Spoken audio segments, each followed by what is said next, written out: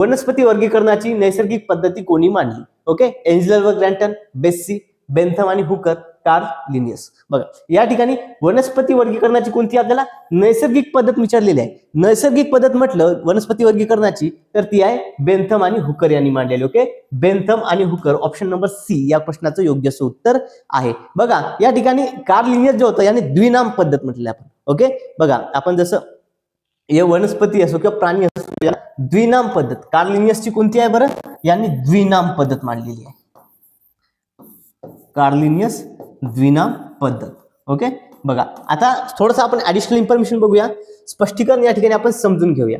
बघा विद्यार्थी मित्र, एच व्हिटाकार यांनी पंचसृष्टी पद्धती मांडली. एच व्हिटाकार यांनी पंचसृष्टी, हा जो पूर्ण चार्ट दिसतोय हा IMP आहे. याचा वाटलं तर तुम्ही स्क्रीनशॉट सेंड करून घ्या किंवा आपल्या टेलिग्राम चॅनलला जाऊन त्या ठिकाणी PDF देखील तुम्ही डाउनलोड करू शकता. ओके, बघा एच व्हिटाकार यांनी पंचसृष्टी पद्धती मांडली.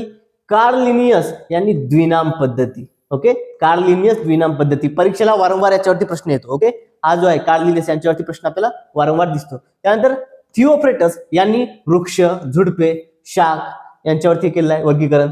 आणि बघा अरिस्टॉटल यांनी जलचर, खेचर, उभयचर, भूचर, हे जे आपण म्हणतो जलचर प्राणी, उभयचर प्राणी, भूचर प्राणी असं वर्गीकरण कोणी केलं तर हे वर्गीकरण अरिस्टॉटल यांनी केलेलं आहे. आणि आपण वृक्ष, झाडे, शाख हे जे वर्गीकरण आहे, ओके बघा आपण मोठं झाड त्याला वृक्ष म्हणतो, झाड म्हणतो, शाख म्हणतो, झुडूप म्हणतो. हे का म्हणतो? झुडूप, वृक्ष हे वर्गीकरण कोणी केलं तर हे थिओफ्रेटस यांनी केलं. कोणी केलंय?